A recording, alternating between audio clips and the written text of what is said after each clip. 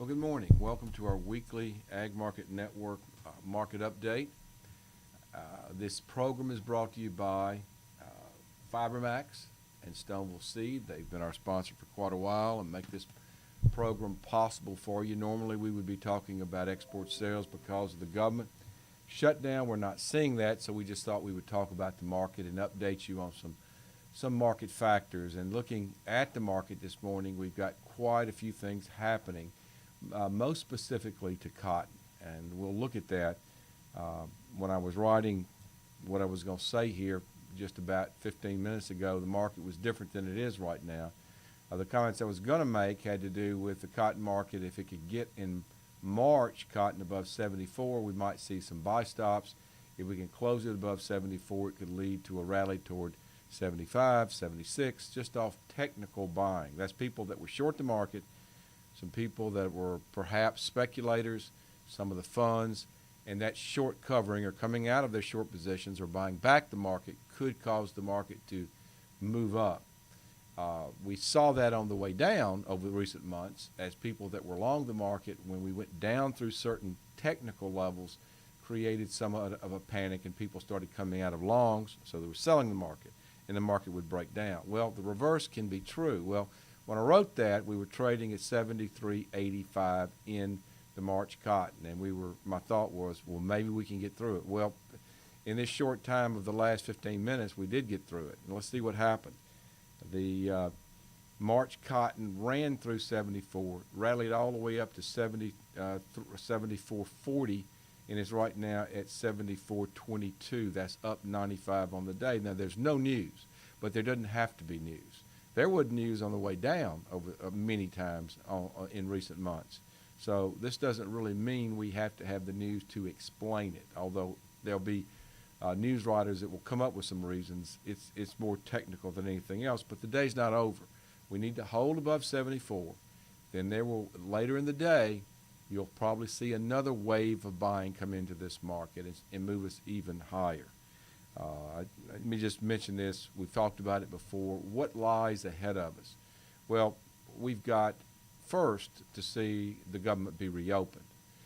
Once the government is reopened, whenever that is, we'll start seeing these export sales come out again, and our understanding is for cotton and for grain, we've seen good buying in the market. For the market itself, it has remained invisible because you can't report it. You don't know what's going on. But we're hearing from our sources that we're seeing good buying. So that when that happens, that's going to be a boost for the market. What can that mean for cotton? We get the government reopened, we get these reports coming in, and this might take, after the government reopens, it's not going to be an immediate next day thing. We don't know what their schedule will be. But once that happens, we could see this market that's trading right now at 74.20, it could move up to 77 to 78 in that area. Then the next thing is, in the coming months, a trade agreement. We think a trade agreement is going to be very good for agriculture, especially in soybeans and in cotton. And that could take cotton up into the 83 to 85 level. Now, of course, I'm just guessing about this. I really don't know this, just based on looking at the charts and looking at where the markets come from and the possibility of a bounce. That looks to me as if it's positive. You don't have to look forward to find people that won't agree with that price level to the upside. I think that's going to be correct. Also, new crop cotton could see, if we see the real big big bounce come in old crop, new crop that's right now trading at 74, 75 could maybe move up toward 80.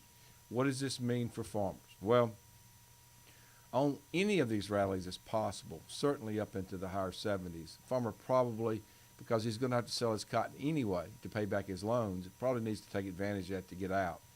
And at some point, if he wants to participate in what possibly could be more of a rally, he might want to get long on the board through options or through futures, whatever works for him.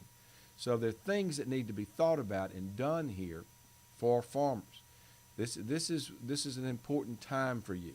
So take a look at this and plan accordingly, and we'll try to keep you updated on it. As far as the grains go, soybeans, corn, wheat, we've had in soybeans a 40-cent drop over the last week and a half to 2 weeks.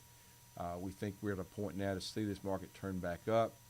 It is also, in soybeans, going to have a good rally once we get the government reopened, see the export sales taking place, have a trade agreement. I think a dollar higher than these levels is certainly very, very possible. So I just wanted to take this weekly update to go over that with you. Let's just take a look at where we're trading right now. We've got March cotton up 95 at 74.22. The high is 74.40. The low is 73.21. March soybeans are up 4.5 at 8.99. High of, the high is, we're on the high right now at 8.99 with a low of 8.94 1/4. March corn up 1 at 3.55. High of 3.50. Let me back up. We're up a penny in March corn at 3.75. A high of 3.75 3/4. The low of 3.74. March wheat is up 1 cent at 5.13 1/2, a high of 5.14 and a low of 5.10. Looking around the board, nothing else really stands out in these markets. So thanks for joining us today for this edition of our weekly Ag Market Network Market Report. Is brought to you by FiberMax and Stoneville Seed. Hope you have a good day, and we'll talk to you later. Thank you.